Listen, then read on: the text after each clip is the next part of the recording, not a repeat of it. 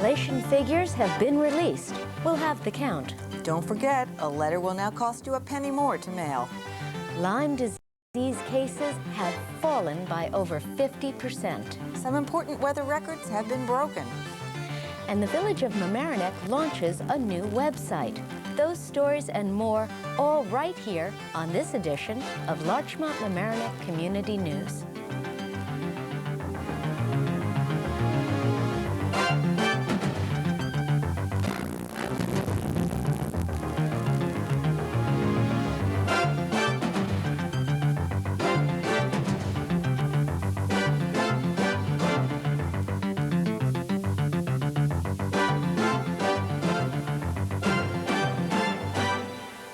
Welcome to Larchmont Mamaroneck Community News for the first show of 2001. I'm Maura Carlin. And I'm Amy Schachtel. Our top story. The fight over antennas in the area continues. And for more, here's Larchmont Mamaroneck Community News reporter Teresa DiRoberto. Last March, the Mamaroneck Planning Board allowed OmniPoint Communications to erect antennas atop Hawthorne Gardens at 910 Stewart Avenue. Soon after, resident Edward Muir went to the Village Zoning Board of Appeals to cite dissatisfaction with the decision. The Zoning Board agreed with Muir's, stating that the installation constituted an improper commercial use of the residential property. Mayor Deborah Chapin, who prefers that the antennas be placed in more industrial sections of town, was quoted as saying that Stewart Avenue situation showed the village how inadequate our law was and how certain aspects of our law, which are uncommon, like the appeals process, are causing some problems in the village. The new proposed amendments, which are causing controversy, requires anyone who wants to appeal a planning board decision such as the antenna to petition the state Supreme Court, not of the Zoning Board of Appeals. Muir and other residents are concerned with health risks and are backed by the Telecommunications Act of 1996, which prevents local governments from regulating wireless service installations based on health concerns. The village is using its current laws to fight construction of a cell tower at exit 18A off Interstate 95. Yet OmniPoint points out that the village approved a cellular antenna on top of the Halsted Avenue Senior Citizen Center and a cellular antenna flagpole at Harbor Island Park. For Larchmont Mamaroneck Community News, I'm Teresa DiRoberto. The first results of last year's census are being released, and they show a big decline in the population in Westchester and Rockland counties. 71,000 more people left the two counties than moved in over a 10-year period between 1990 and 2000.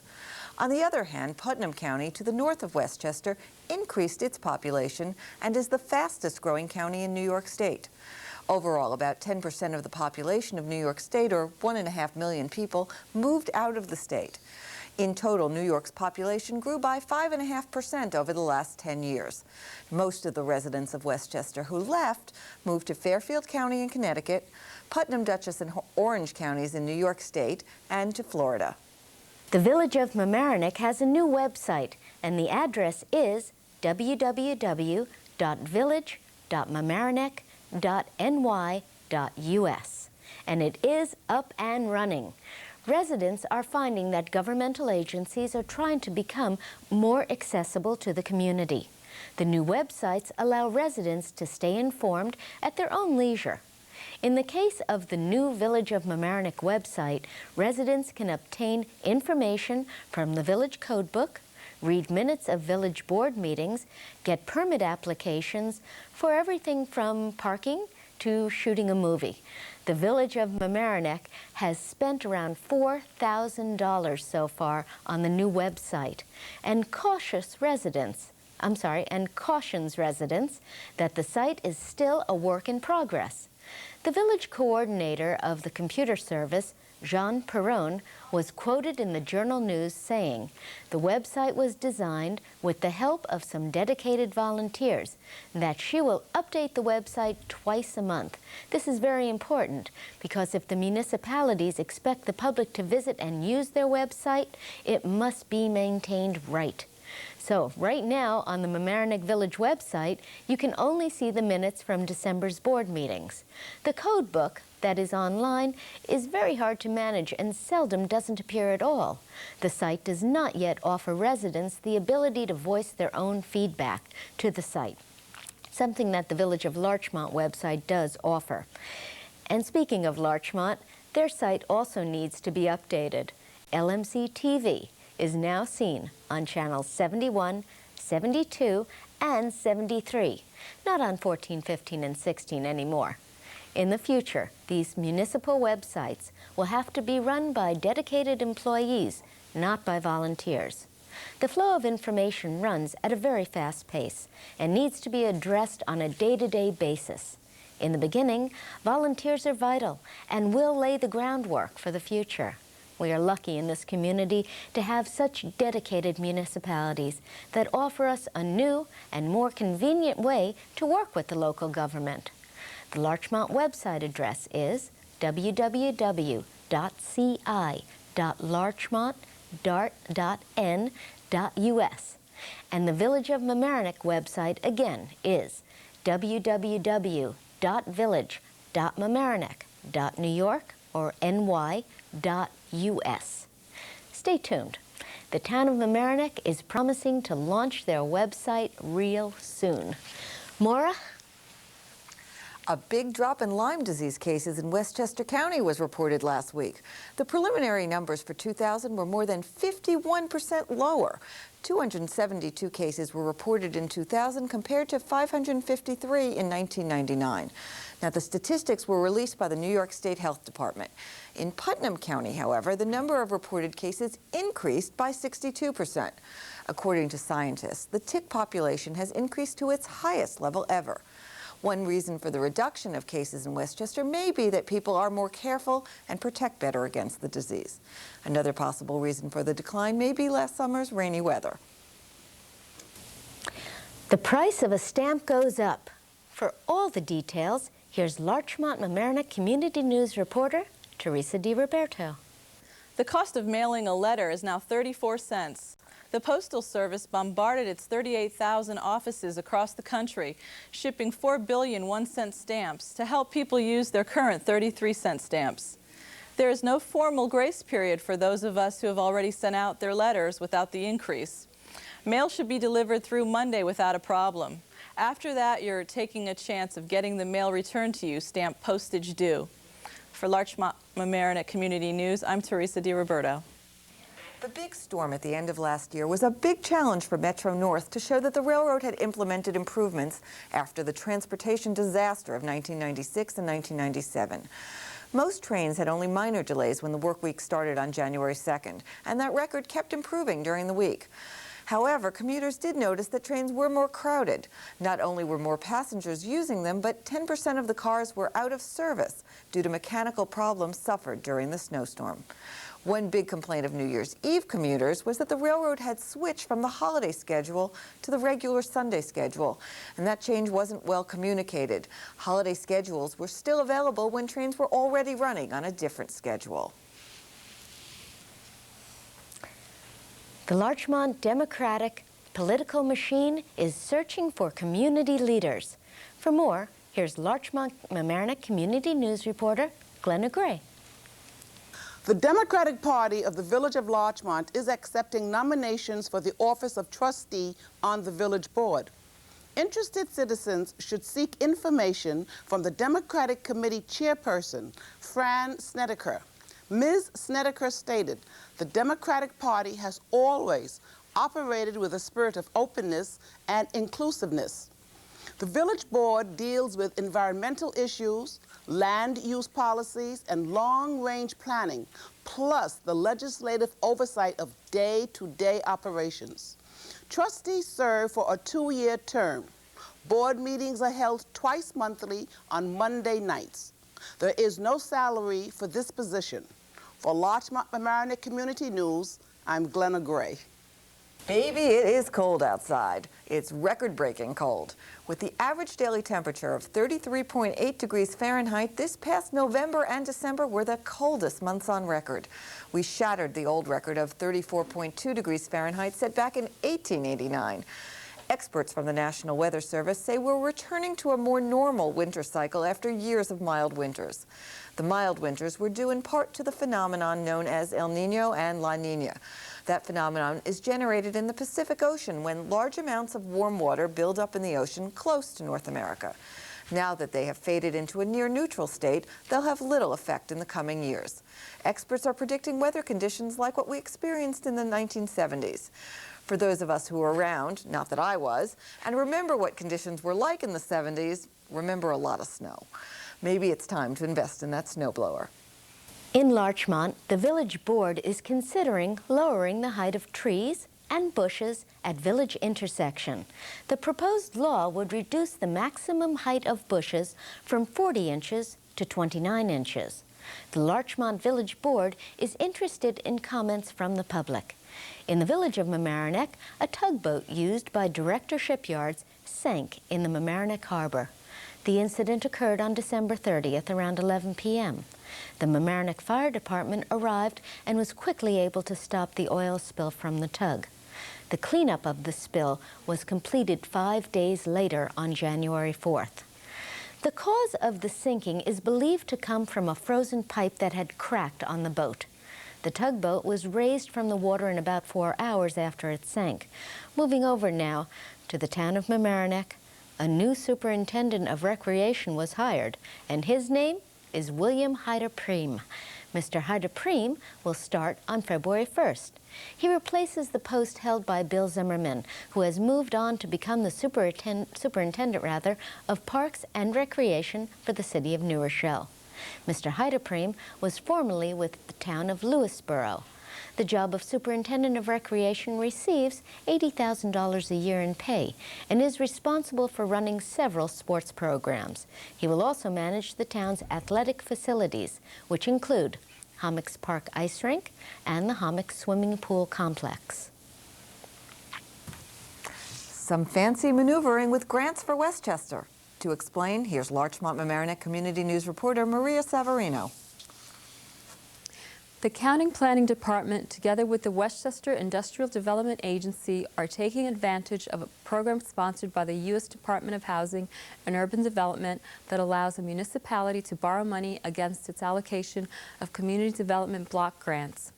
County Deputy Commissioner of Planning was quoted as calling the proposed amount of $12 million for the first 3 projects as a significant amount of good. Under the loan program, the county would serve as middleman, arranging for the loans with the HUD and then allocating the money to a local municipality or developer involved in a housing or economic development project. Chairman of the Budget and Appropriations Committee, Richard Wishney, says the loan program appears to be a good idea with minimal risk. The county has obtained financial guarantees from the borrowers and the loans will be repaid. The committee is considering making loans of $3.3 million to the Village of Portchester for a senior housing facility, $1.3 million to 2 developers in Peekskill to construct an industrial building at Charles Point Park, and $8 million to Capelli Enterprises to construct parking, create river access, and improve access from Ferry Dock to the Metro North Station in Ossining. For Larchmont Mamaroneck Community News, I'm Maria Savarino. The United States Department of the Interior has reported that over 60 million people in the United States participate in the feeding of wild birds. Many people tend to restrict their feeding of the wild birds to the winter months. Now, feeding wild birds can bring the beauty and wildness of nature close to us. However, you must be aware that these isolated animals may come to rely on your handouts and neglect their usual practice, which is to scout out a variety of more natural food sources. So for those of our viewers who are new to the pleasures of feeding wild birds, we here at Larchmont Mamaroneck Community News would like to remind you that the best policy is to not interrupt your winter feeding program. And that's it for this week's edition of Larchmont Mamaroneck Community News. If you want to see this news show again, you can. It's on every weekday night at 7. We record one show each week and it's replayed on this channel, LMC-TV, channel 71. Or if you want to request to see it, you can. Call LMC-TV after 4 in the afternoon during the week at 698-6808 and ask to see the news show, and they'll try to put it on at a time that's convenient for you. And this reminder, this news program is an all-volunteer effort, and we could always use a few more volunteers, either behind the scenes or as a reporter. Or maybe you'd like to shoot video. Whatever the case, we need you. In short, if you want to volunteer to help us put this program on, we have something for you to do. Stop by some Thursday night in the LMC-TV studios. See how we do what we do. The LMC-TV studios are in the Mamaroneck High School, the Palmer Avenue side, just up the stairs across from the landmark Walter's hot dog stand.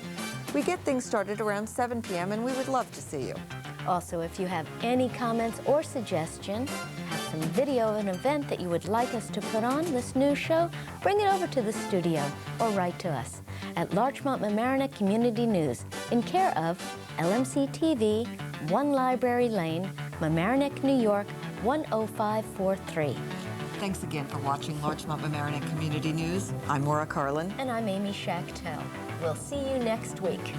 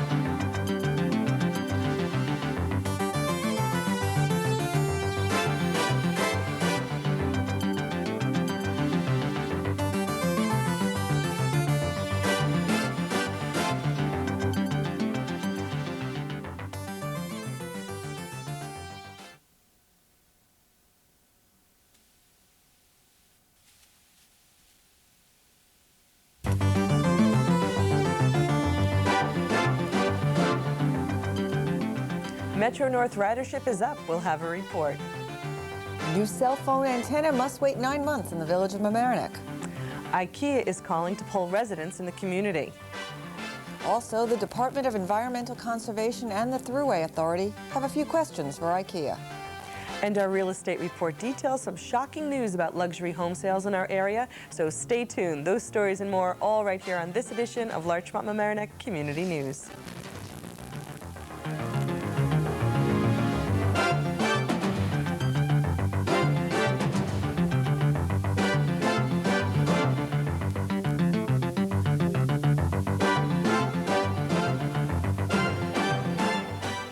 Hello and welcome to Larchmont Mamaroneck Community News for the 4th week of January 2001. I'm Maura Carlin. And I'm Alicia Myro. Our top story.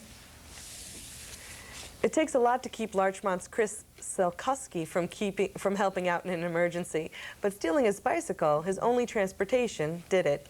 Known to Sound Shore paramedics and firefighters as Fire Bike 1, Selkuski is a volunteer who carries a police scanner in response to thousands of emergency calls every year on his red mountain bike, often arriving first and providing whatever help is needed. So imagine his surprise and dismay when his GT bicycle worth $1,200 was stolen from the parking lot at the Mamaroneck Larchmont Volunteer Ambulance Corps on Monday at about 1 a.m. Selkuski, who is also an active volunteer firefighter and an emergency medical technician in Mamaroneck Village, was visiting with the ambulance volunteers when his bike disappeared. As of now, the police have no leads, but anyone with information is urged to call the ambulance corps at 834-3348 or town police at 381-6100. Local emergency personnel can't say enough nice things about Selkuski and are committed to buying him a new bike if the stolen one doesn't turn up.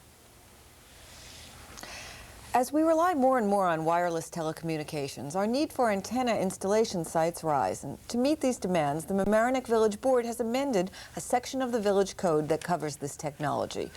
The Village Board made the changes to avoid a lawsuit against OmniPoint, now called VoiceStream, out of concern it would lose the court case.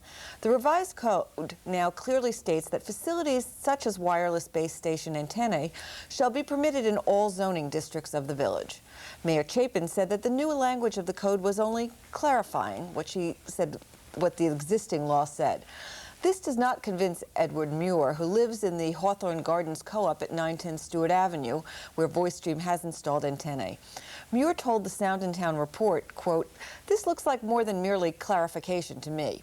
Well, the action by the Village Board nullified an appeal by residents at the co-op that the Zoning Board had granted earlier. And previously, the Village Planning Board had approved the installation of the equipment. With another story on cell phone antenna equipment, here's Larchmont-Mamaroneck Community News reporter Teresa DiRoberto.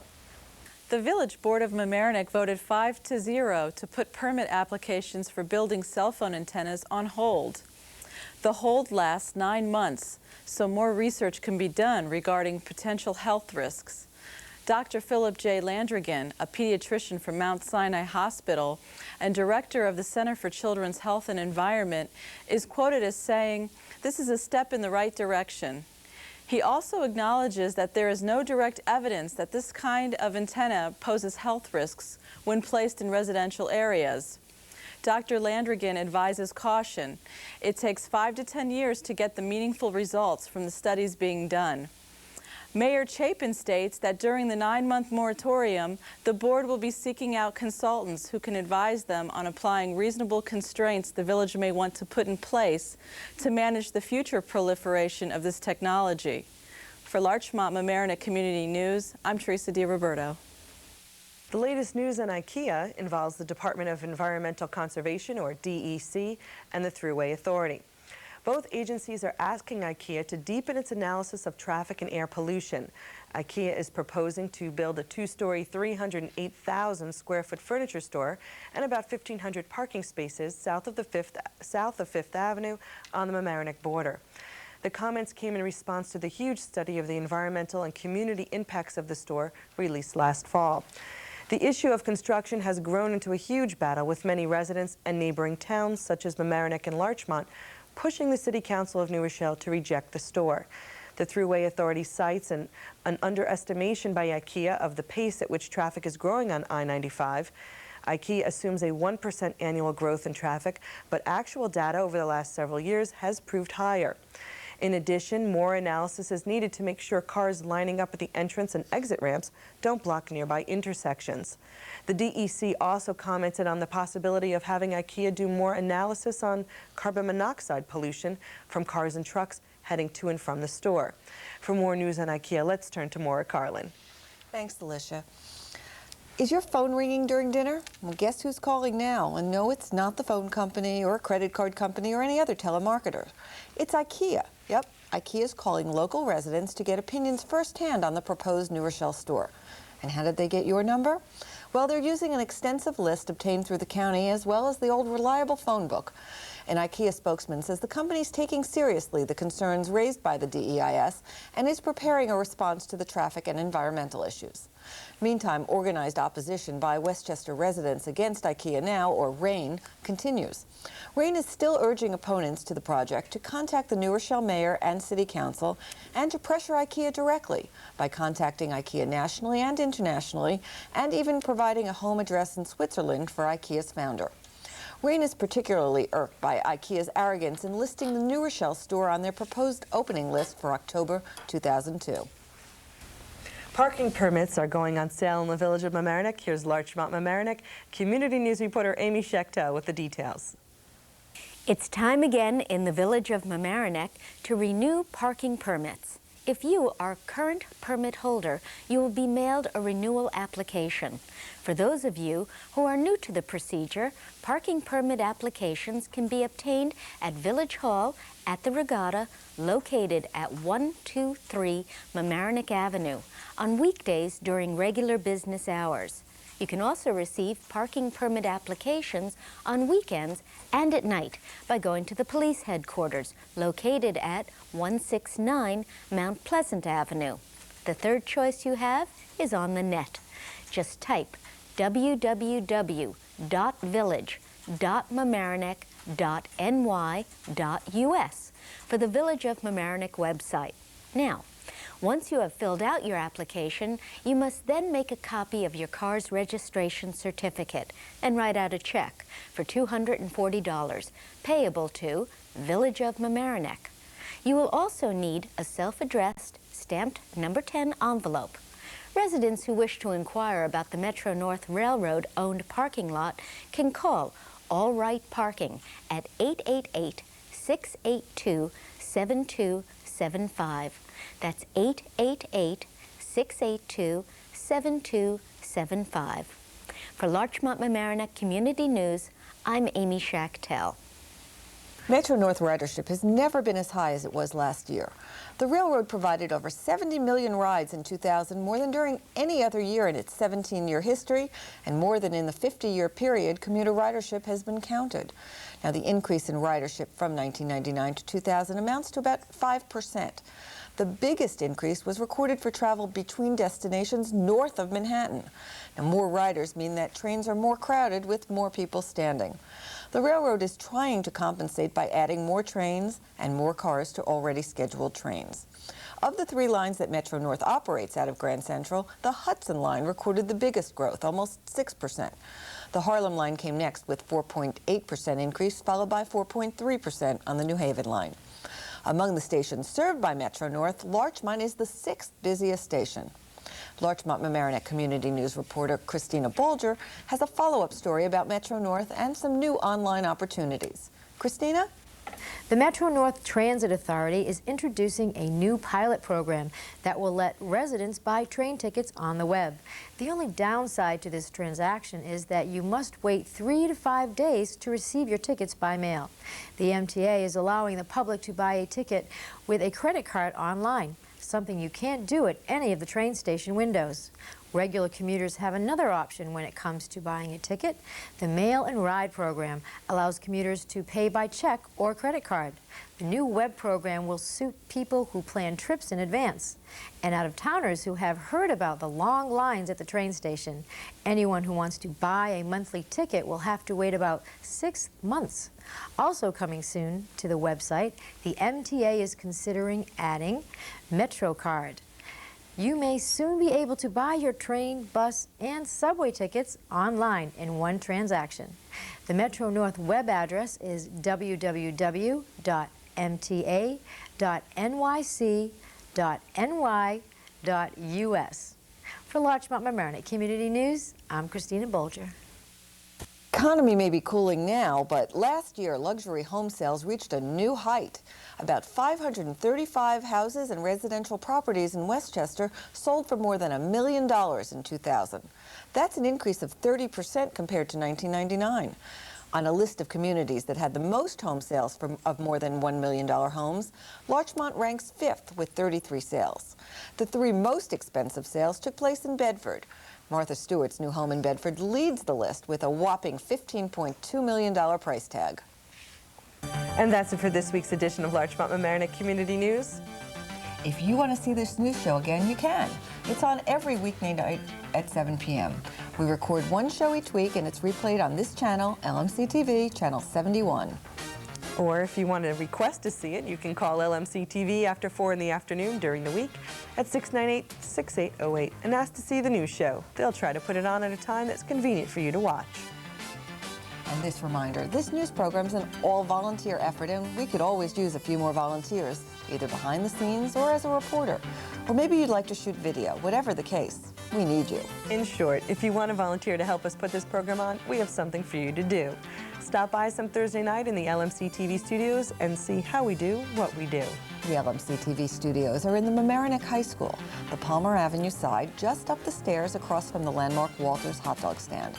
We get things started around 7 p.m. and we would love to see you. Also, if you have any comments or suggestions or some video of an event that you would like us to put on this news show, bring it to the studio or write to us at Larchmont Mamaroneck Community News in care of LMC-TV, 1 Library Lane, Mamaroneck, New York, 10543. Thanks again for watching Larchmont Mamaroneck Community News. I'm Maura Carlin. And I'm Alicia Myro. We'll see you next week.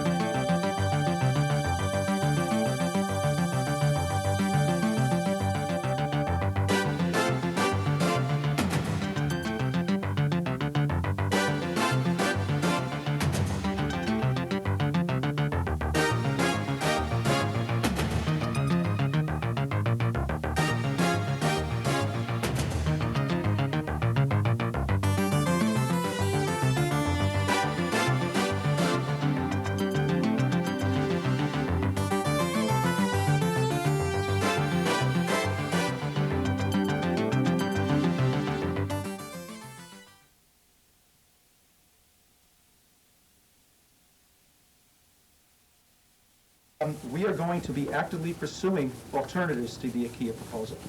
IKEA is a landowner there now. They own significant property, and they will be watching us and acting with us in terms of what we will be doing with that particular area, and we hope to work with them in the future in terms of them owning the property.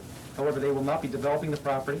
There is no plan to ever bring an IKEA store back to this particular site, and we think it was a valiant try, but sometimes these things just don't work out.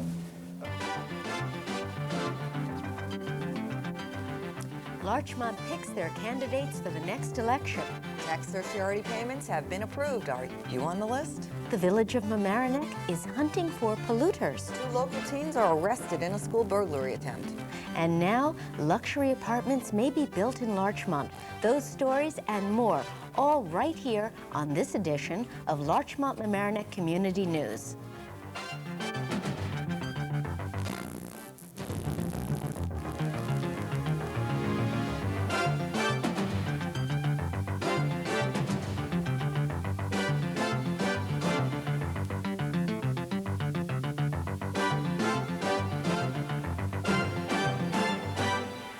Hello and welcome to Larchmont Mamaroneck Community News Show for the first week of February 2001. I'm Maura Carlin. And I'm Amy Schachtel. Our top story. IKEA says it's decided not to settle in New Rochelle. Larchmont Mamaroneck Community News spoke with the Town of Mamaroneck Supervisor, Valerie Moore O'Keefe, about the IKEA decision. Thank you so much for coming in. Hello, Maura. I'm happy to be here. I always love to come to LMC-TV. I'm so glad to hear that, and especially with such good news like you have tonight. Very happy. You must be feeling very victorious. Yeah, our whole town center and the village hall in Larchmont were rejoicing, along with many, many residents of the village of Larchmont, the town area, and the village of Mamaroneck. I'm sure. Now, were you stunned by this announcement yesterday? No, I wasn't stunned. I've always been optimistic, and I always thought we had a good shot of defeating this project. I was somewhat surprised at the timing of it. They didn't really give us any notice of the press conference. We kind of got a little intelligence beforehand. But no, I wasn't really. What do you think caused the change, that change of heart? Well, you never know what the straw that broke the camel's back was. But there was such sustained, single-minded pressure being applied in a very professional, dispassionate kind of way by the citizens groups, by RAIN, by PASS group, by Ned Ryan and the neighborhood associations group, by the town, by the village, by our experts. And I don't mean to leave anybody out, but we had Public Relations Council, we had letters and articles in the New York Times. I was trying to work with the governor's office to see where we could go there. We were talking to our local officials. We got Nita Lowy. We finally got Ron Tochi and Susie Oppenheimer to come out against it. George Latimer was against it. Paul Noto was against it.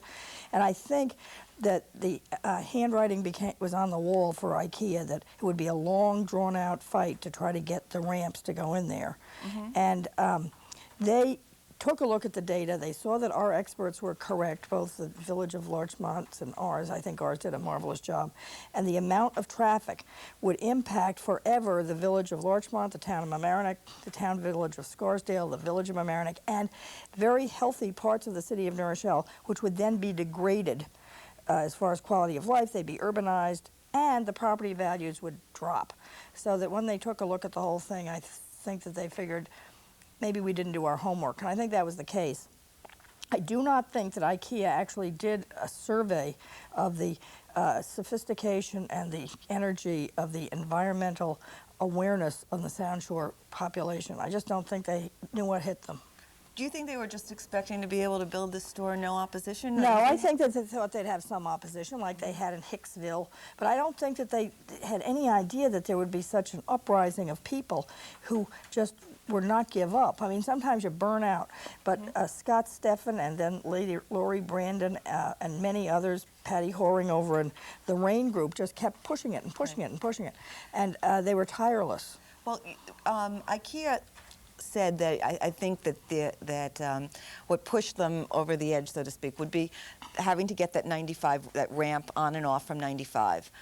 Do you think that's really what it was? I think that's part of it, because if they didn't have ingress and egress directly from 95, they'd have to take the 2 million car trips a year through Fifth Avenue, which would mean through the village of Larchmont and the town of Mamaroneck, or through the city of New Rochelle. The roads couldn't hold it.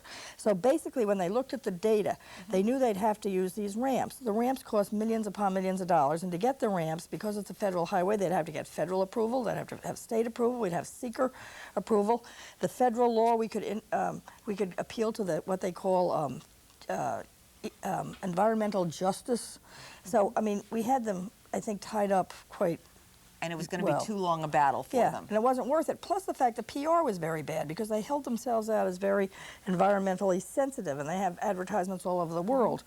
And the opponents kept hitting them with the fact that by their own IKEA-generated data, there would be air pollution, there would be runoff, there would be all kinds of untoward environmental effects. And once that started to get out, and we get articles in the papers in Sweden and Denmark, I think that they figured, let's get out of this. Now, from what you've been saying, I take it you think that this opposition that was mobilized by the town, by the village, and by all those citizens groups was really crucial and because I instrumental. think it started, it woke up the people in New Rochelle, and the straw that broke the camel's back in New Rochelle was that the people in New Rochelle woke up and they realized that their own property values would be harmed. And then the public officials in New Rochelle started to really feel the heat in their own city from their own constituents. Do you think they had a change of heart and put more pressure on IKEA because of that? The New Rochelle city officials. I think that they were open-minded, and they saw the facts on the table as they were laid out in a very professional way, and they basically saw that it didn't work. Mayor Idoni from the beginning said, look, I'm not going to force anything down anyone's throat that's unreasonable. And he kept his word. In the David Island situation years ago, the same thing happened. When they looked at all the alternatives and they saw it didn't work, they backed off. So I think that they'll be more discursive now, that they will be looking carefully at any future development plans. They say that they will continue to develop it, and I noticed in the paper that there were several quotations from the mayor calling this still a blighted area. So that means, I don't know what it means, but certainly I think what it means is they're not going to just let the thing stay the way it is. The fact is that IKEA owns 70% of those parcels in there. So in effect, IKEA could become a developer in its own right of some other project. But they said that they're out of here. So, do you have concerns that IKEA might somehow come up with some other project? I don't know. They gave their area? word that they were not going to come in with an IKEA furniture store. Now, whether or not they sponsored some other kind of retail, we have to wait and see what that is. But we want to reach out to New Rochelle now. And we have learned about the difficulties they've had, especially with their unequal status with respect to getting state aid in Westchester County. And is this going to cause financial repercussions for them? I don't think it will, because I think that the numbers didn't add up. If they can get per capita state aid like Yonkers does, White Plains and Mount Vernon, then there will be a big infusion of money into their budget. And I think also the fact that they were assuming certain numbers in their sales tax revenue may be completely unrealistic. So if you took what they were actually going to take in sales tax and then looked at the depreciation of residential property around the neighborhoods, the balance may have come to almost nil. So I think that they'll take another look at it. We will be reaching out to them. I myself will be going to Albany. I know Trustee Ken Biala will be trying to talk to Republicans. Mayor Louie and our board and the board in the village of Larchmont will try to work in a bipartisan fashion to try to get more state aid for New Rochelle. Well, that's really nice to be able to work together with a neighboring community. But how hard was it to take on a neighbor? And you really had to take them on. Well, we had to be pretty tough. We passed the law, our law that where we called it environmental impact law. We said that they had to come if they were on our border and had more than 100,000 square feet under one roof, or they had 1,000 parking spaces or 250 dwelling units, that the developer would have to apply to the town of Mamaroneck for a permit. Now, that was back in April 2000. Where does that stand now? Both IKEA and the city of New Rochelle sued us. Both those cases are pending before Judge Levitt in the Westchester County Supreme Court. Our law still stands. The lawsuits are still there.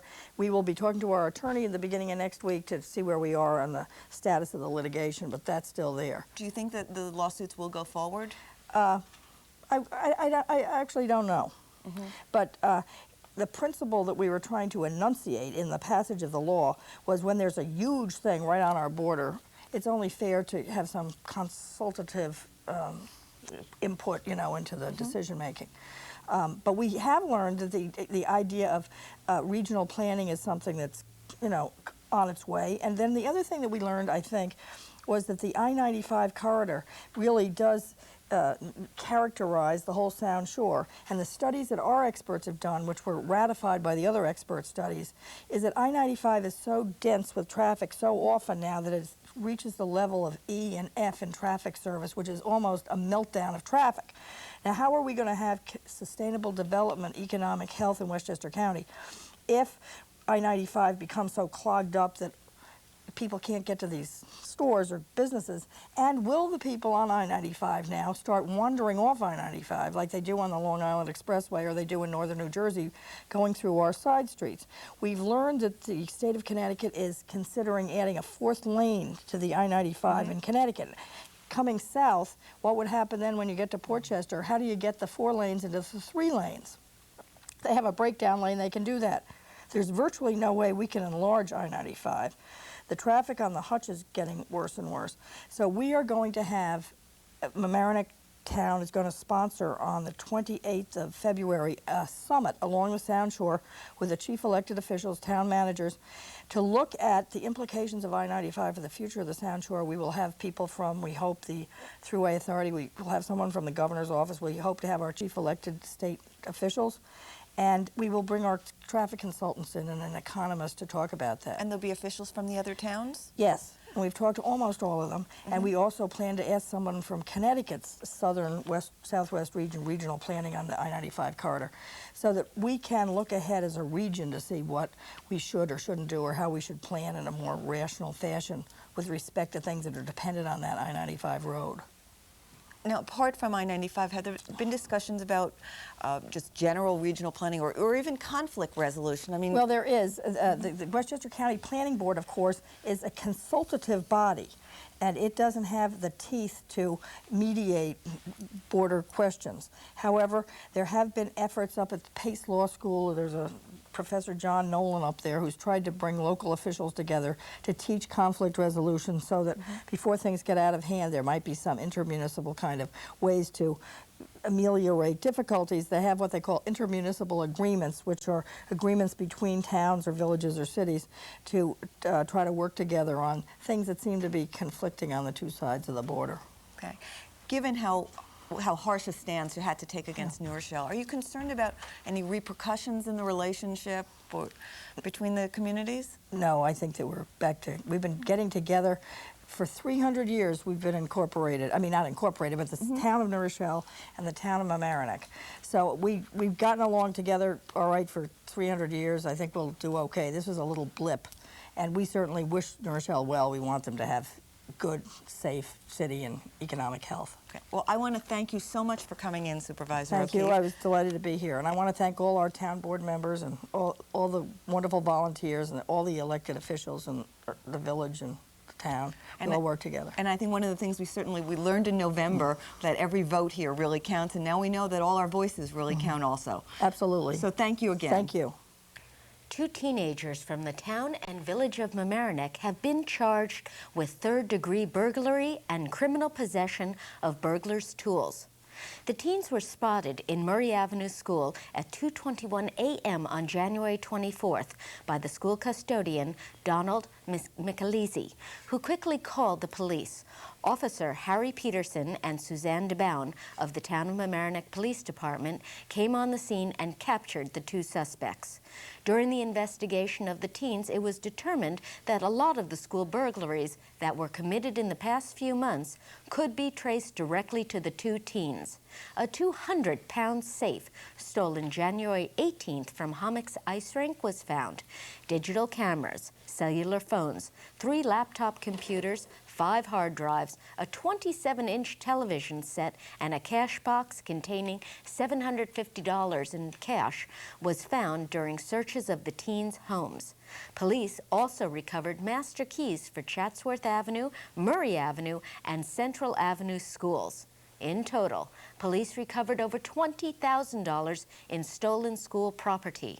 Because of their ages, 18 and 19, the teenagers' names were not released. The 18-year-old was released without bail, and the 19-year-old was released on $5,000 bail. They are due back in Mamaroneck Town Court on February 26th. Candidates for the Larchmont Village Board of Trustees have been announced. Here with all the details is Larchmont-Mamaroneck Community News reporter Glenna Gray. Springtime elections will soon be upon us. On March 20th, the Village of Larchmont will be able to vote for a judge and trustees.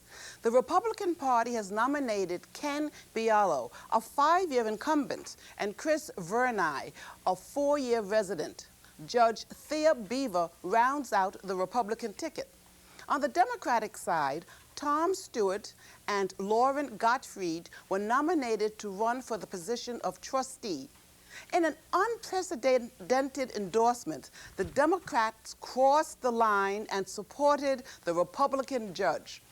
The Democrats and Republicans believe Judge Beaver has conducted her court in a favorable manner.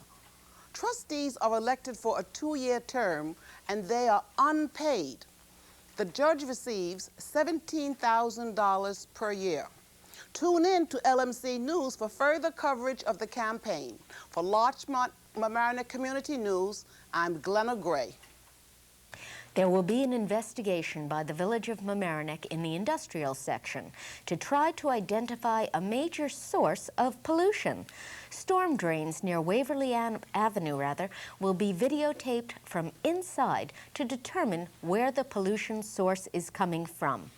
According to the Westchester County Health Department, the drains near Waverly Avenue have contained unsafe levels of coliform since September.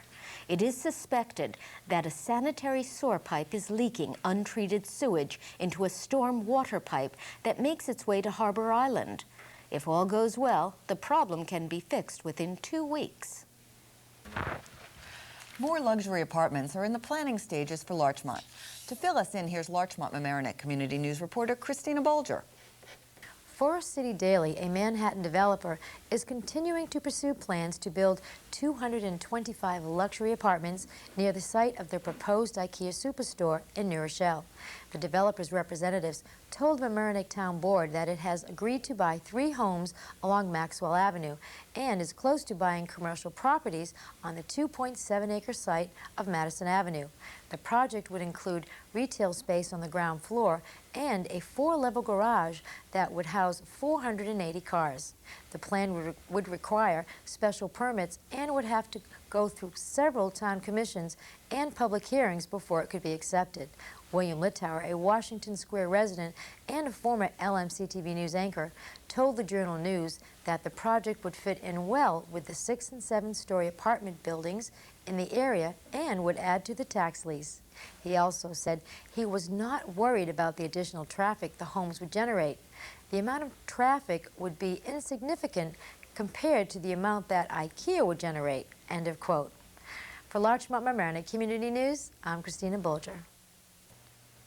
Washingtonville Housing Alliance is trying again to bring affordable housing to the Village of Mamaroneck.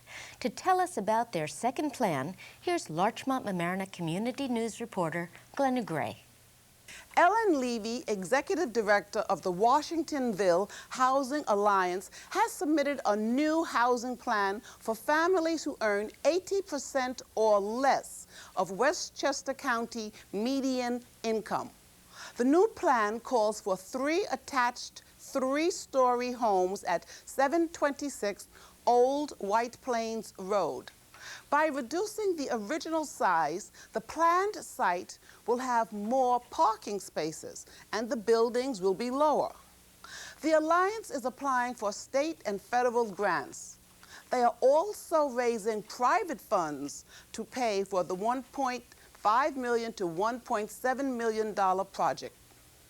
The group owns or manages 119 units of affordable and senior citizen housing in the Village of Mamaroneck. For Larchmont-Mamaroneck Community News, I'm Glenna Gray.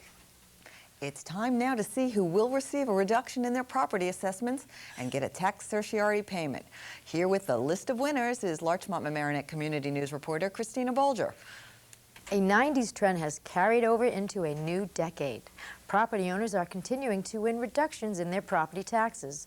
Some of those who filed last year were Orient Beach Club, who will receive a certiorari payment of almost $71,000.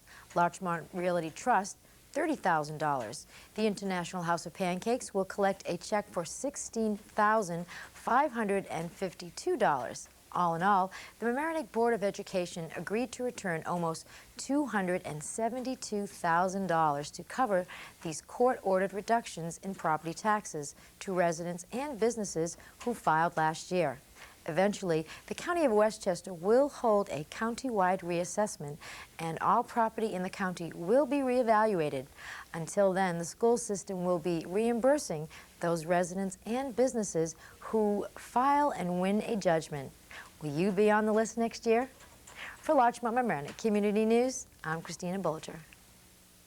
A new task force listens to residents about how to make Harbor Island Park even more wonderful than it already is.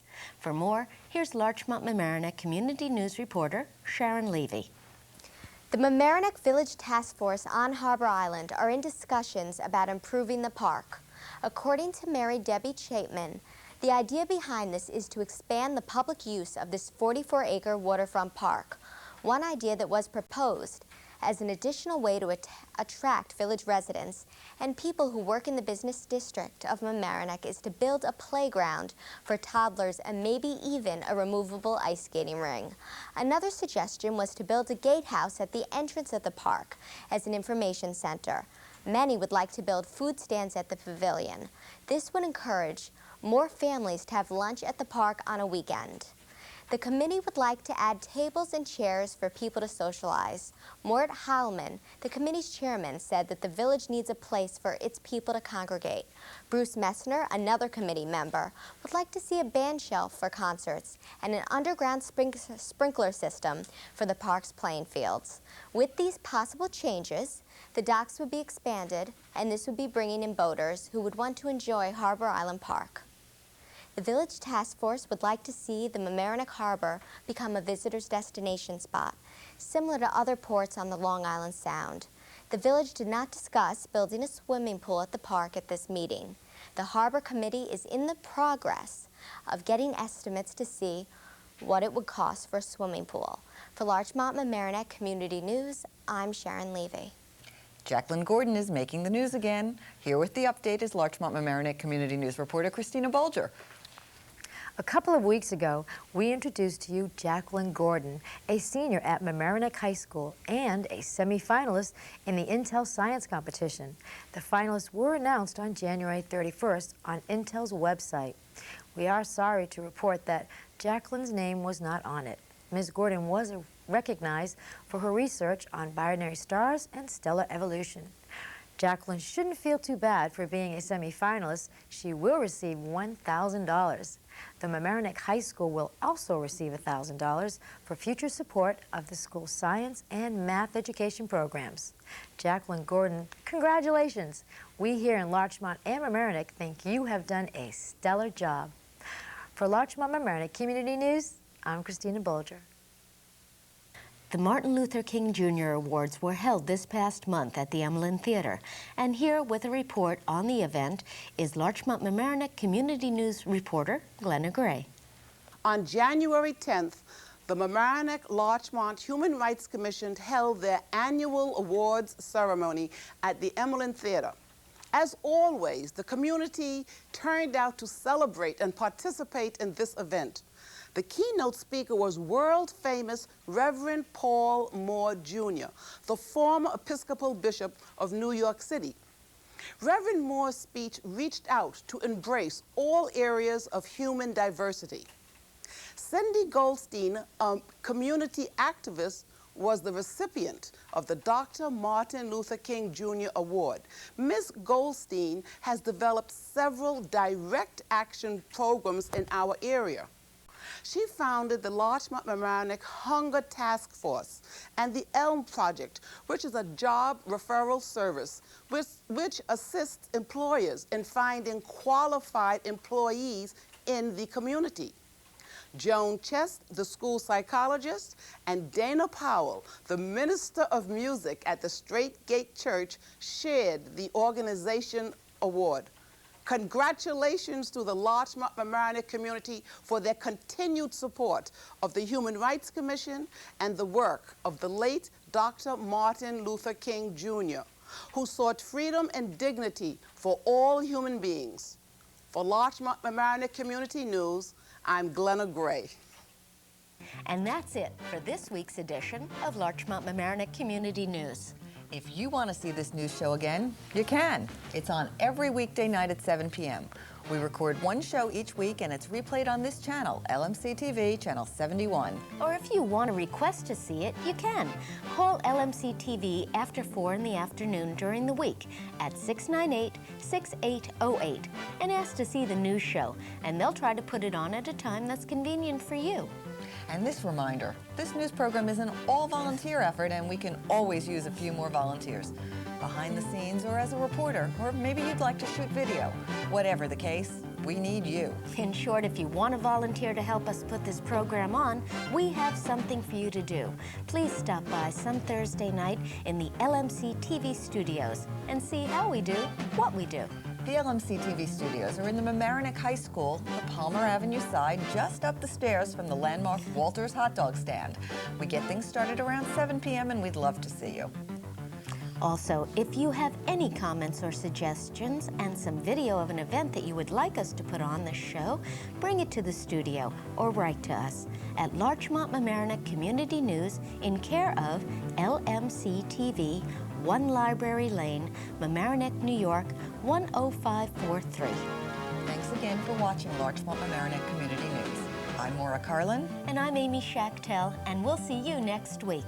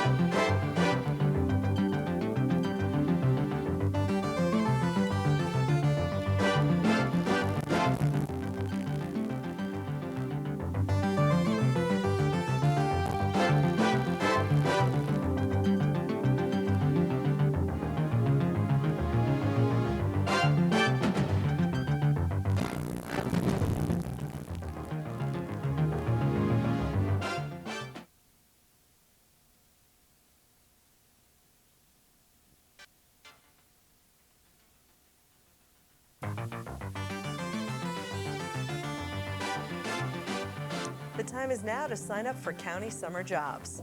Harbor Island Beach may become a spray ground. There might be a new county energy commissioner. Another update on the Washingtonville Housing Alliance's move to create more affordable housing. And the IKEA project is gone, but the aftermath still lingers. Those stories and more coming up on this edition of Larchmont Mamaroneck Community News.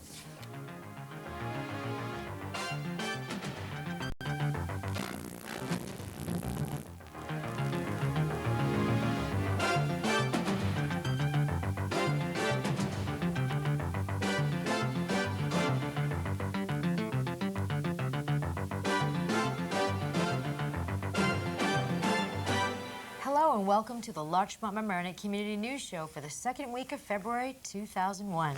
I'm Christina Bolger. And I'm Alicia Myro. Our top story. If you haven't heard about the latest recall, listen carefully to this report. Dole Fresh Vegetables ordered a national recall after state food inspectors discovered a bag of the company's coleslaw in Westchester that was tainted with a serious food poisoning germ, Salmonella. The Westchester County Department of Health issued a public health risk advisory warning residents not to eat 16-ounce plastic bags of Dole coleslaw packaged with the code best if used by 2501 C01722A.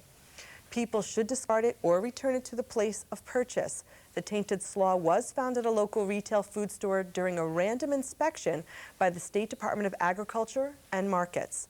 No one has reported to have become sick from the product, which was produced in a plant in Yuma, Arizona, and sold in states including New York and New Jersey.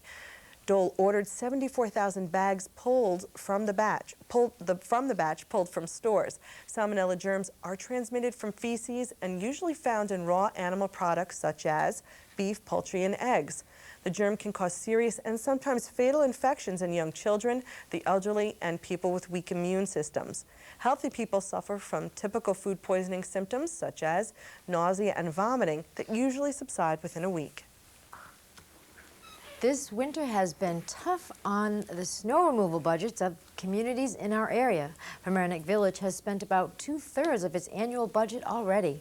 Village manager Michael Blau told the Journal News that he might budget more money for next year. Quote, "You can't stop plowing now. You've got to keep your streets clean." At the county level, the budget for overtime for snow removal has already been deleted.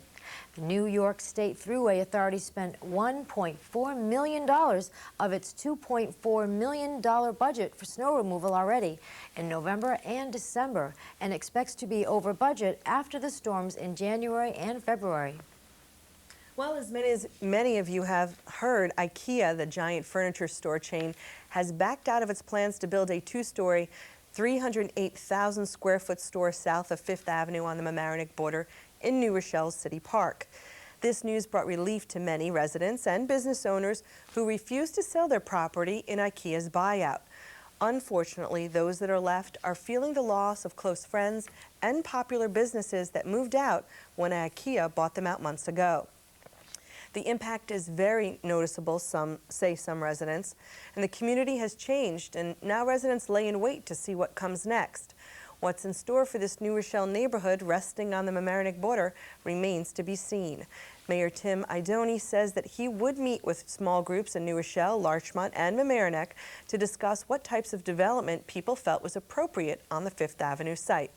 As always, we'll keep you posted on future plans. Westchester County Executive Andrew Spano has called for the appointment of an energy commissioner that is supposed to oversee New York State's electric and gas utilities. Spano thinks that the commissioner should take over the responsibilities of the state's Public Service Commission regarding the power to set rates and regulate the energy industry. Spano is also proposing to set up an energy price advisory board. Spano made his proposal in a letter to Governor Pataki. In the letter he said, quote, "The Public Service Commission has not fulfilled its statutory mandate of ensuring that the public pays no more than just and reasonable rates for power, and it has done nothing to require utilities to reduce their rates." End of quote. Governor Pataki still has to make a decision. Well, the Washingtonville Housing Alliance is trying again to bring affordable housing to the village of Mamaroneck.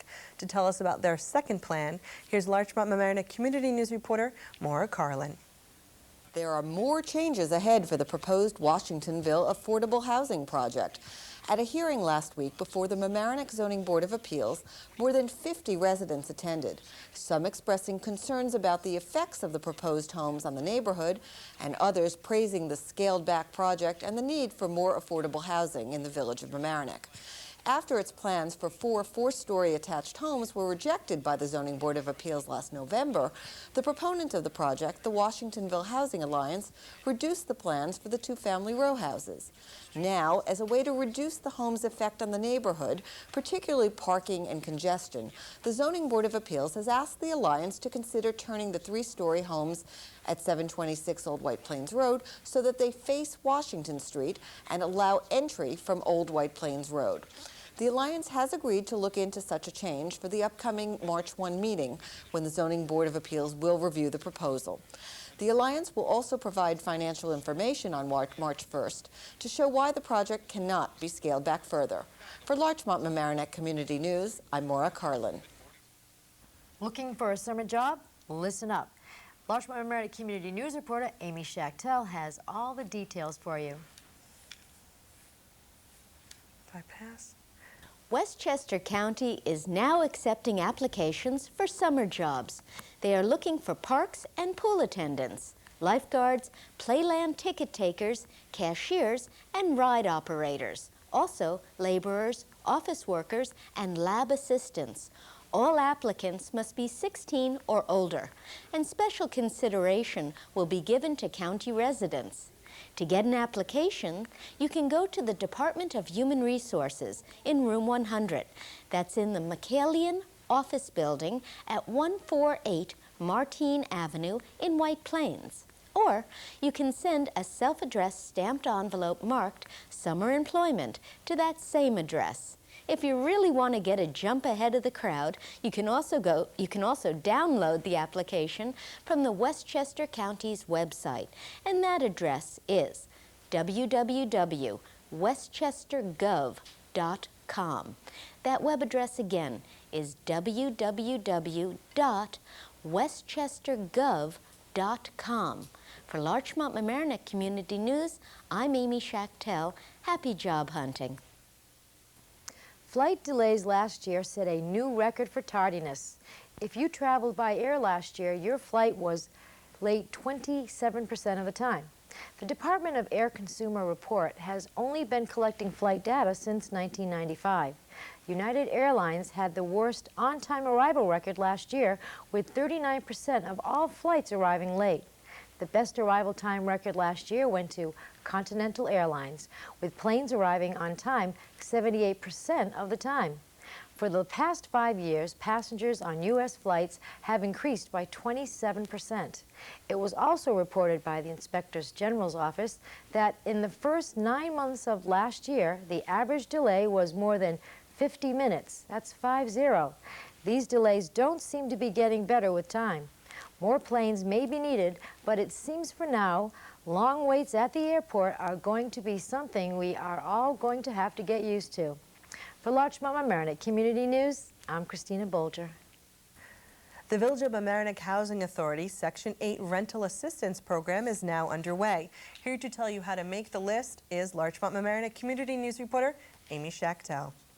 The Village of Mamaroneck Housing Authority is now accepting applications for the Section 8 Rental Assistance waiting list.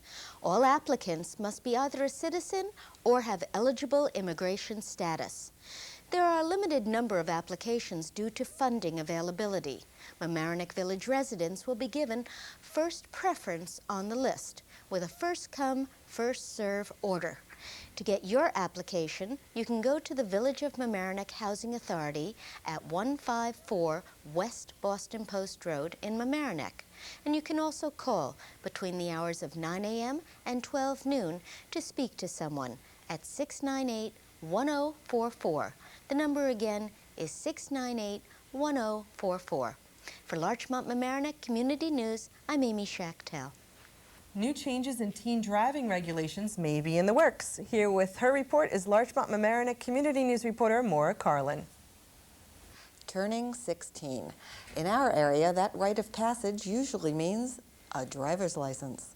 But now legislators and private citizens in Westchester and Putnam are pushing for legislation to slow down the driving privileges.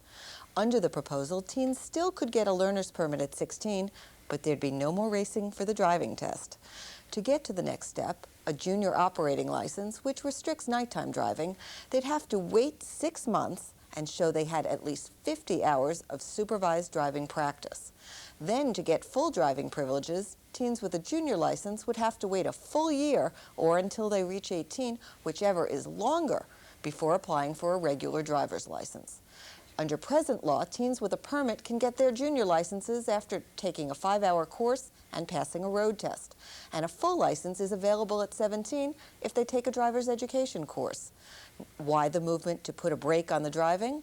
Well, proponents of the change cite National Highway Traffic Safety Administration data, which say car accidents are the leading cause of death for people ages 15 to 20.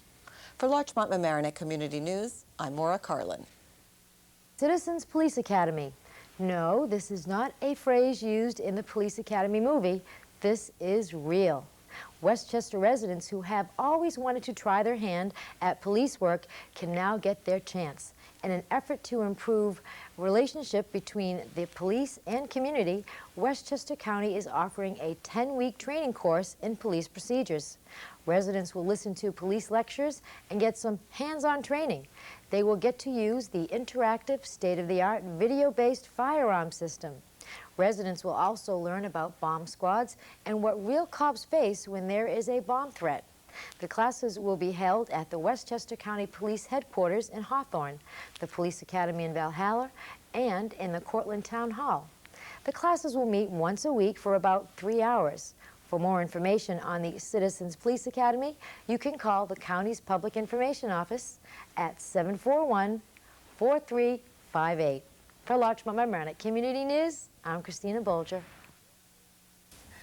There's something new happening at the Stephen Johnson Beach down at Harbor Island Park. For more, here's Larchmont Mamaroneck Community News reporter Amy Schachtel.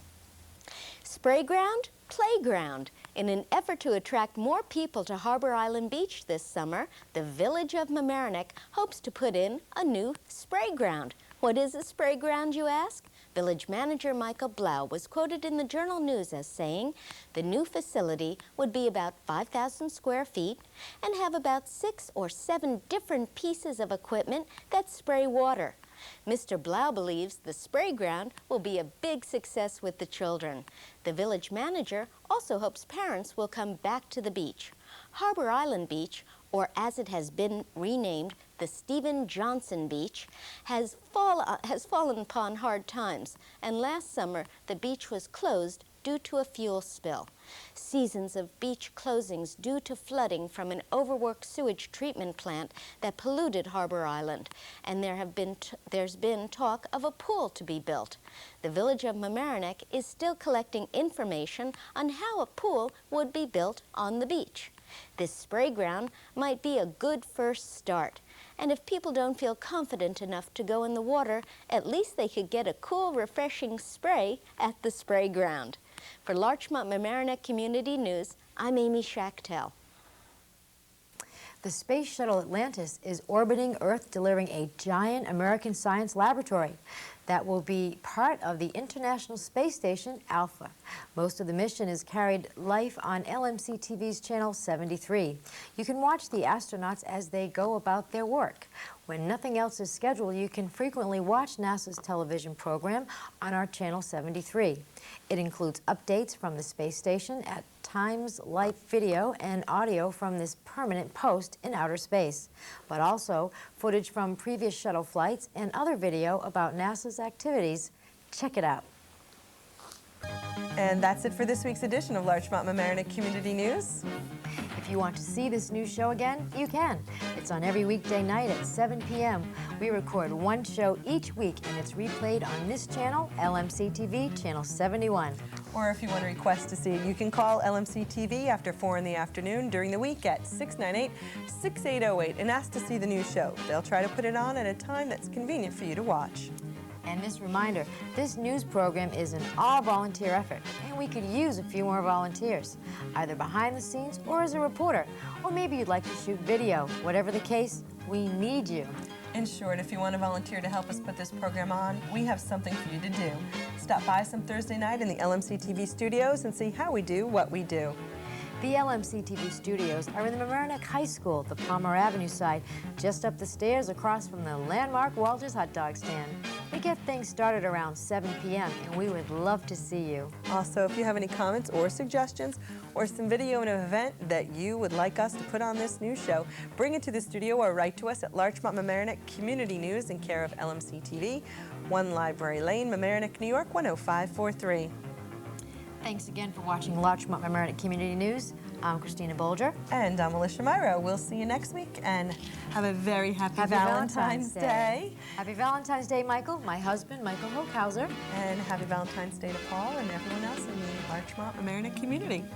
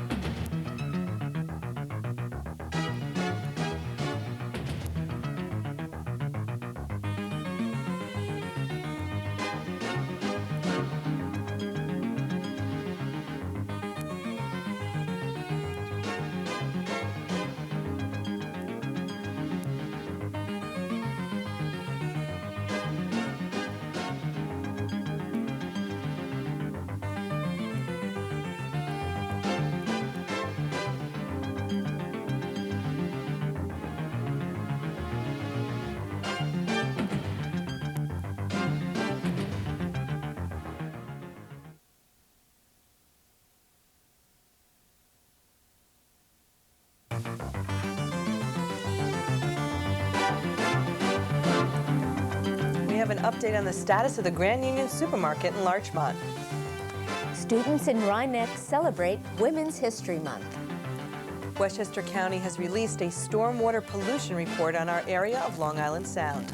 New zoning law changes for the waterfront are in the works for Mamaroneck Village. And possible property reassessment for Rhinebeck residents and a report on our crazy winter. Those stories and more all right here on this edition of Larchmont Mamaroneck Community News.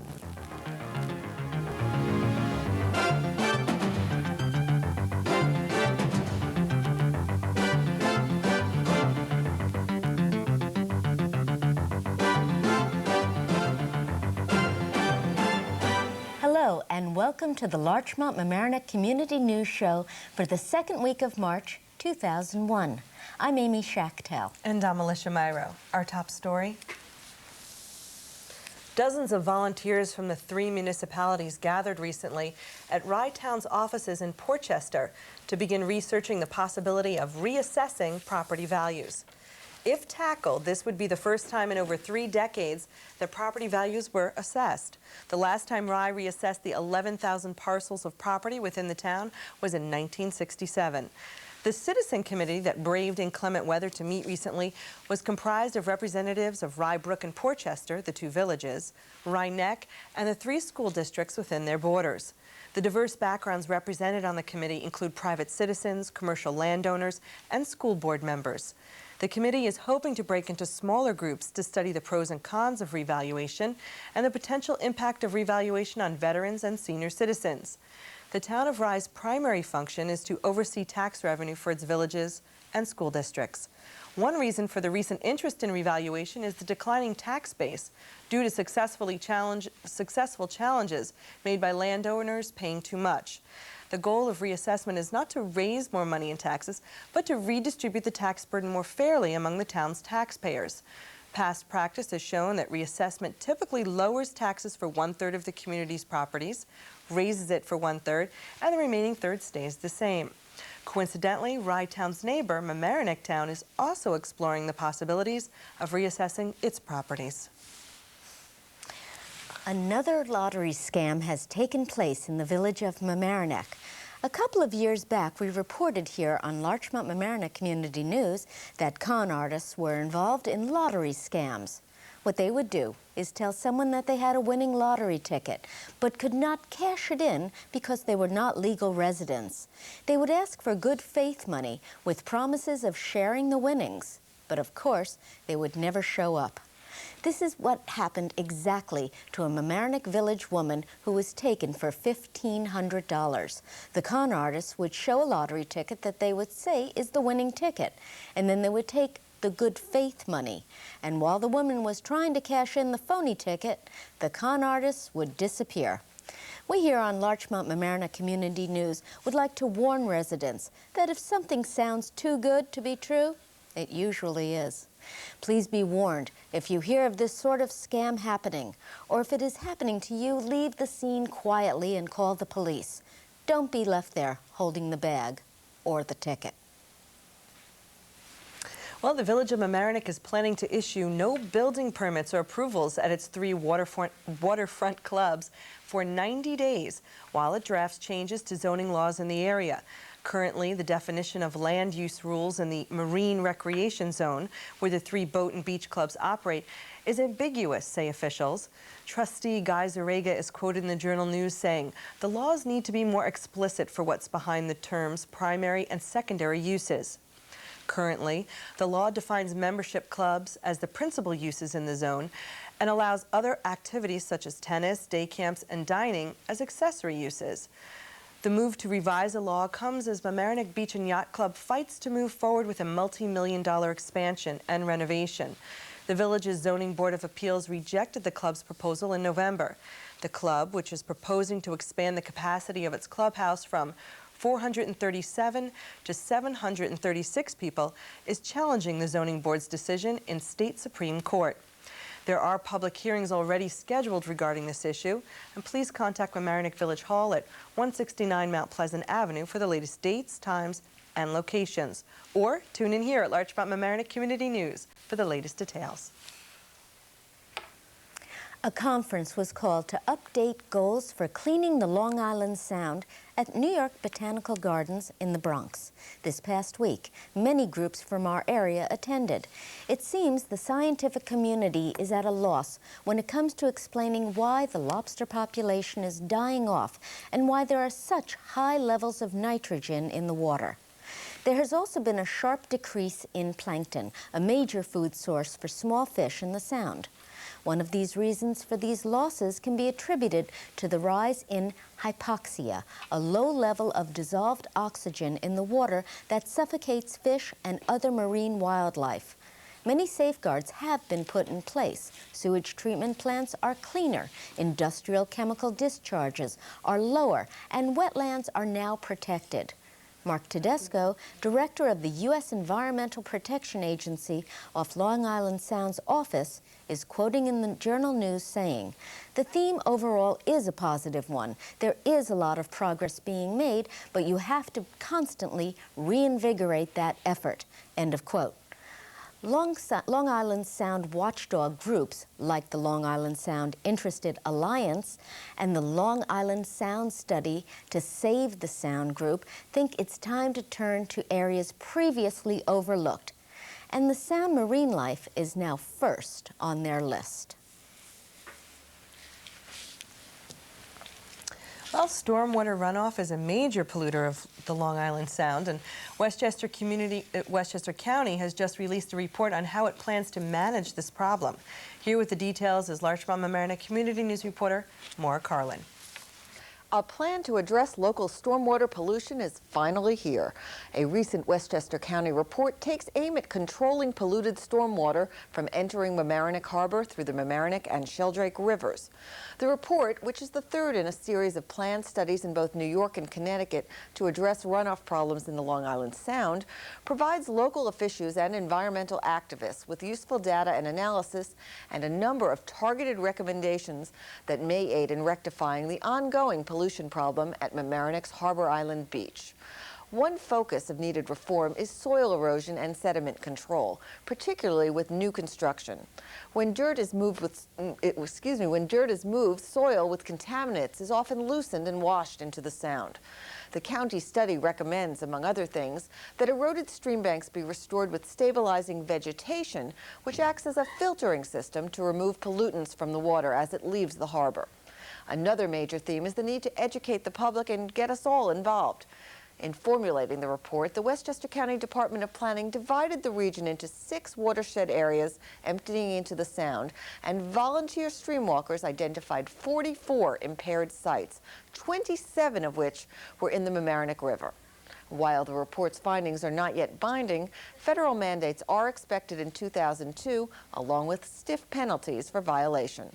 The Sound in Town report quotes Mamaroneck Town Councilwoman Phyllis Whitner, whose efforts helped secure grant funds for the stormwater study, as saying it would be better to enact needed environmental legislative reforms now and put ourselves in a position to receive federal money to help us comply when those new regulations become effective. End quote. For Larchmont-Mamaroneck Community News, I'm Maura Carlin. Is there a white knight that will come to the rescue of the Grand Union Supermarket in Larchmont? Larchmont-Mamaroneck Community News reporter Glenna Gray has that story. To be or not to be? That is the question. According to the Gannett newspaper, no definite answer has been given as to the survival or demise of the Grand Union Company on Chatsworth Avenue. After many decades of servicing the people of the village of Larchmont, it would appear the supermarket will not remain much longer. The Grand Union supermarket chain has been in financial difficulties for several years, and in October they filed for Chapter 11 bankruptcy protection. The Journal News stated that Grand Union owed $7.8 million to C&S wholesale grocers. Some Grand Unions have been purchased in New Jersey and in other New York counties, but Larchmont hangs in the balance. For Larchmont-Mamaroneck Community News, I'm Glenna Gray. Well, attention all children in the village of Larchmont. There's a new youth officer in the village, so beware. For more, here's Larchmont Mamaroneck Community News reporter Maura Carlin. Officer John Polway will be the new youth officer for the village of Larchmont. On April 7th, Officer Polway will also be sworn in as detective as well as youth officer. John is following in his father's footsteps. Both father and son served in the New York City Police Department. John has been with the Larchmont Police Force for the past 7 years. He attended Long Island University, where he studied criminal justice. Officer Polway really loves his work and has many strategies for being an effective youth officer. He was quoted in the Journal News saying, "A big part of being an effective youth officer is staying active and being here and willing to help the kids if they need me. I definitely want to be active in the community, not just when the kids get into trouble."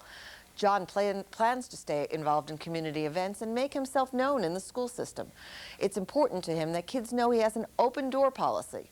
Officer Polway is a man who knows what he wants, a fact that became clear, all too clear to this reporter when I first learned that John first met his wife Danielle when they were in the first grade together. John also has an 11-month-old son named Luke. Officer John Polway is the right choice for youth officer for the village of Larchmont. For Larchmont Mamaroneck Community News, I'm Maura Carlin. Congratulations, John. Baby, it's cold outside. How cold? Well, let's let Larchmont Mamaroneck Community News reporter Glenna Gray show us the forecast. Meteorologists have said this is the coldest, snowiest winter in 5 years.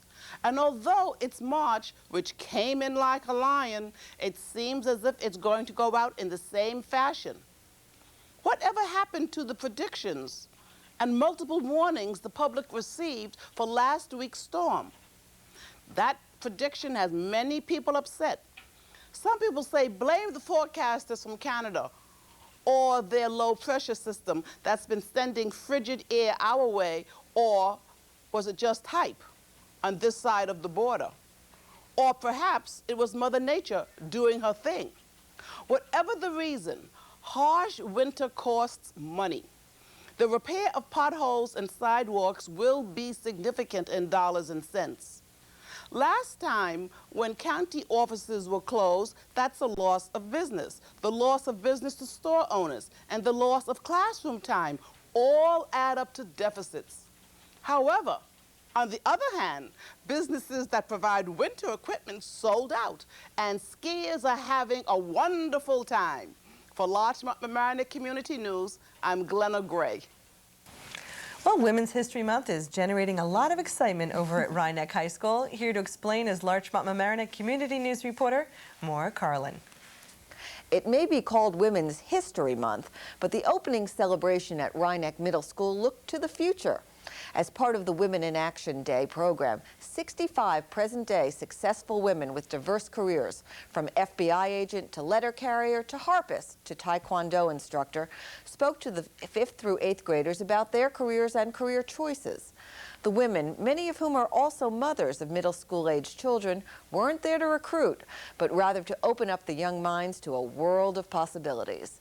Indeed, the program's goal is to stimulate discussion about gender issues and counter negative stereotypes about boys and girls. And the majority of students were glad to hear that there are jobs out there other than doctor, lawyer, and teacher. For Larchmont Mamaroneck Community News, I'm Maura Carlin. There are some new faces on the Village of Mamaroneck Police Force. To fill us in, here's Larchmont Mamaroneck Community News reporter Glenna Gray. The Mamaroneck Village Police Department has some new faces and some old faces in new places. 5 new police officers were hired: Brian Walsh, Osvaldo Ramos, Christopher McLeod, Edgar Preetz, and Alfonso Rojas. The latter 2 were hired in part because of their Spanish-speaking abilities. Sergeant Henry Paul and Officer Christopher Leahy received promotions. Sergeant Paul was promoted to lieutenant, taking over for Lieutenant Mark Geronda, who retired. In addition to being a patrol supervisor, Lieutenant Paul will oversee the department's in-service training program. Officer Leahy, who was involved with the bicycle unit and involved in the DARE program, was promoted to sergeant. He will assume the duties of patrol supervisor upon completion of his supervisory training course at the Westchester County Police Academy. All 5 filling positions left empty because of 2 officers leaving the department. 1 officer is retiring and 2 will retire shortly. The bicycle unit has expanded now to include 7 officers, with the addition of Michael Villapiano and Alfonso Rojas.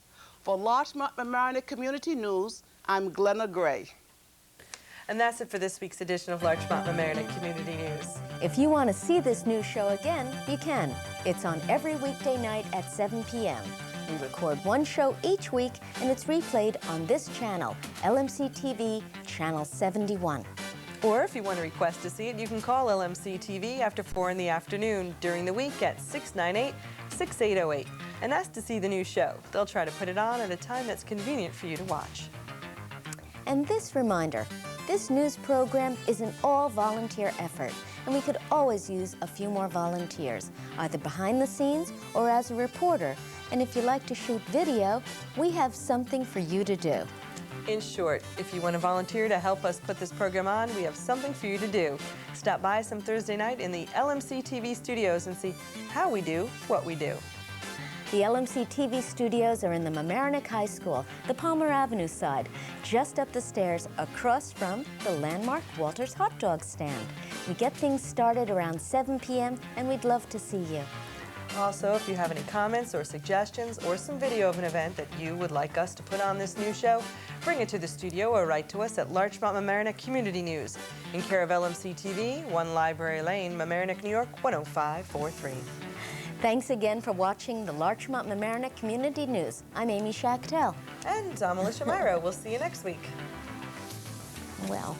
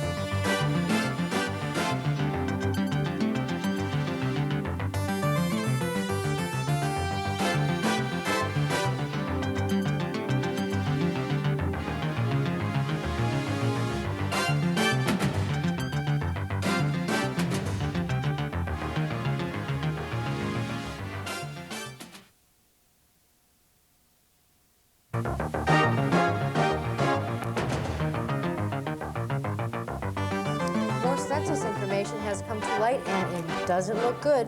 Local housing gets a grant for help to pay for a new website. Attention cell phone users, a new ban takes place in April that may drive you a little crazy. Mamaroneck Schools will be asking residents to pass another bond referendum. We'll have the details. I-95 is having traffic congestion again, and an update on the issue of affordable housing, all coming up right here on this edition of Larchmont Mamaroneck Community News.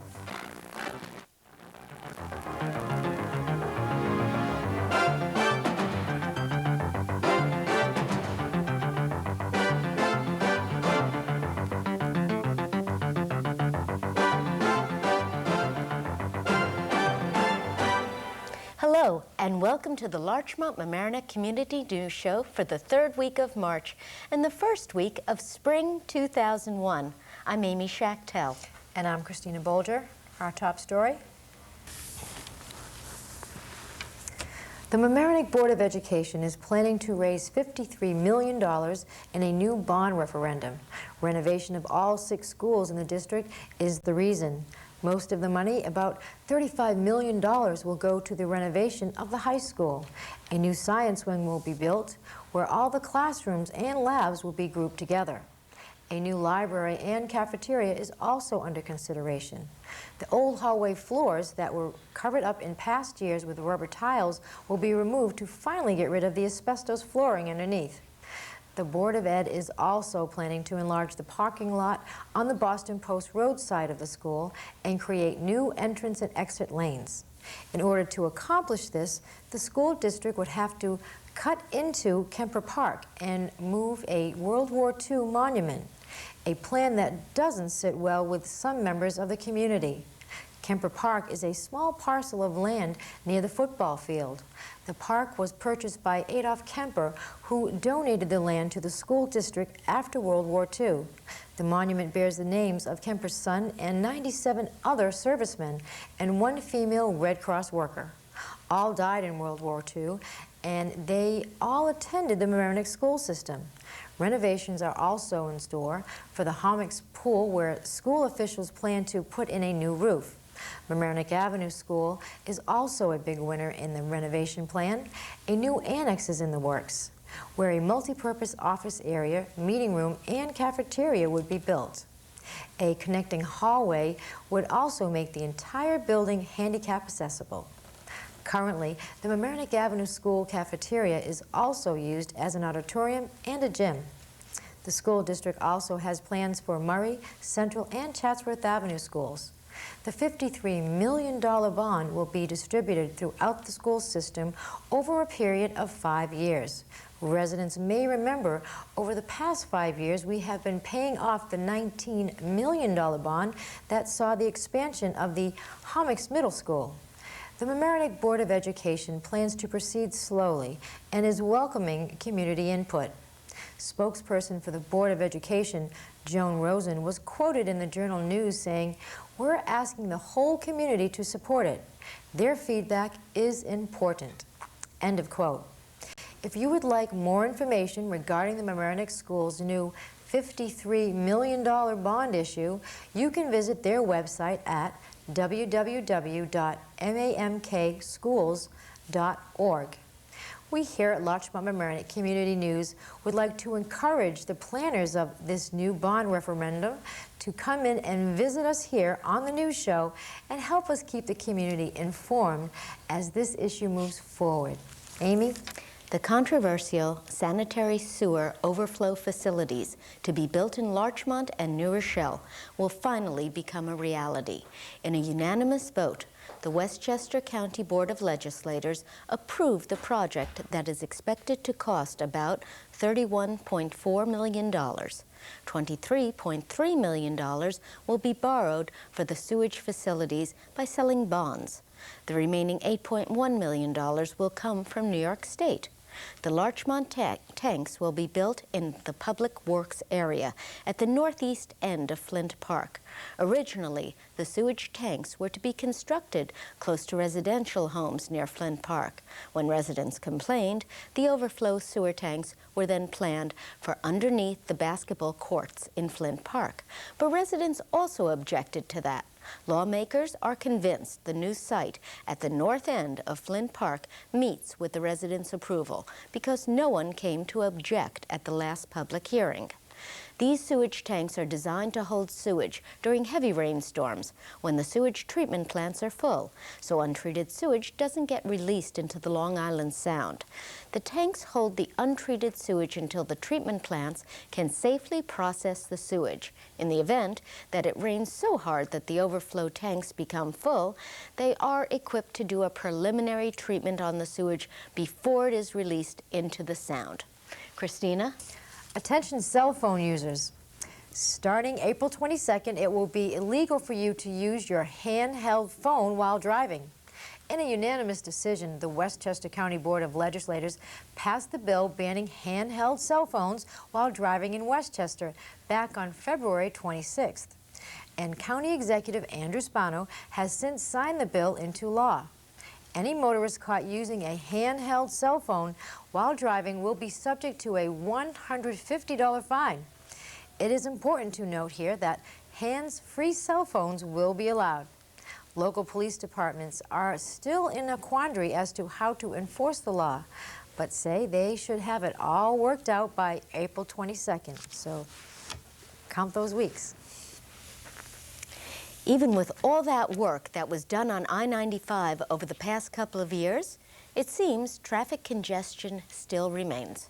For more, here's Larchmont-Mamaroneck Community News reporter Glenna Gray.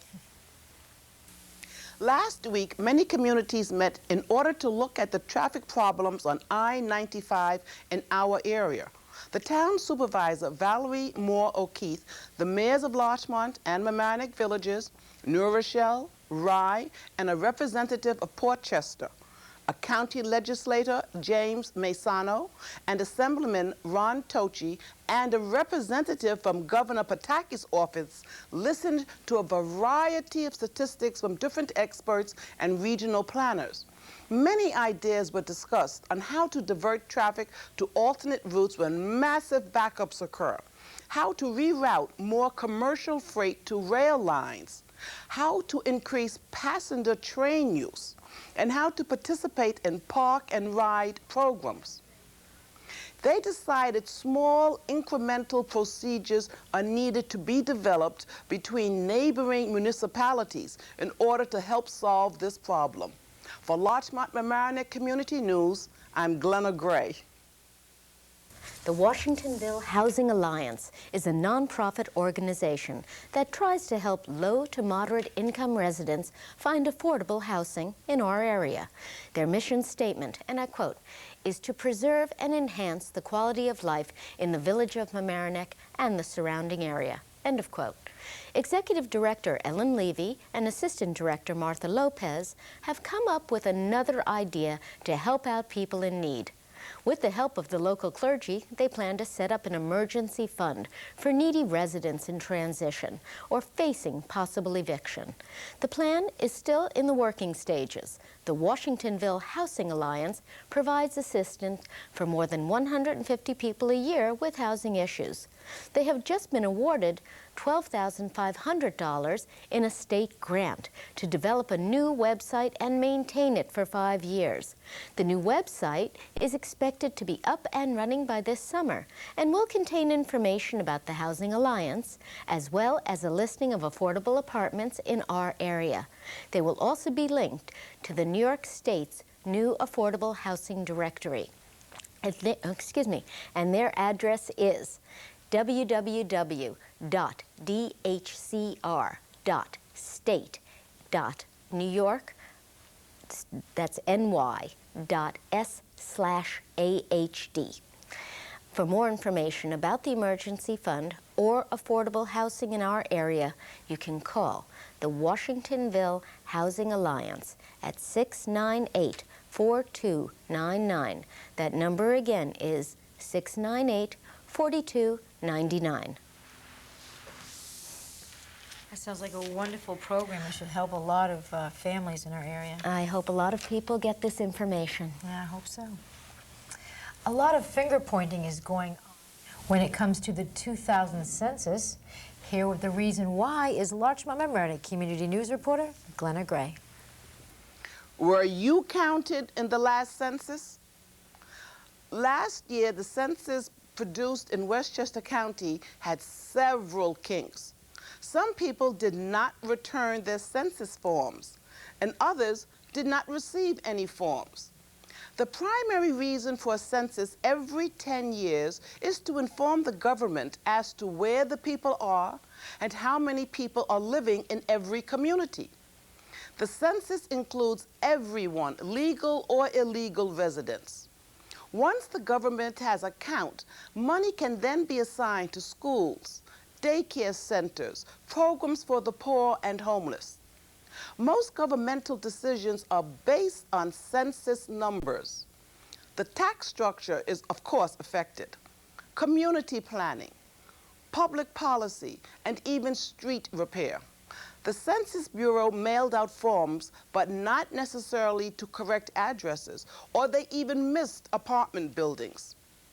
Perhaps the greatest impact of the census in the states is their representation in the House of Representatives and the reassigning of congressional districts.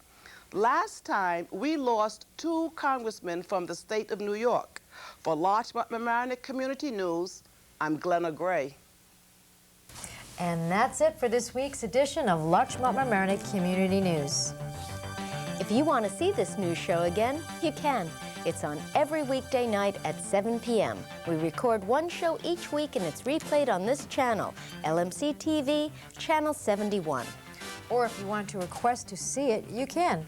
Call LMC-TV after 4 in the afternoon during the week at 698-6808 and ask to see the news show. They will try to put it on at a time that's convenient for you. And this reminder, this news show is an all-volunteer effort, and we can always use a few more volunteers, either behind the scenes or as a reporter. Or maybe you like to shoot video. Whatever the case, we need you. In short, if you want to volunteer to help us put this program on, we have something for you to do. Stop by some Thursday night in the LMC-TV studios and see how we do what we do.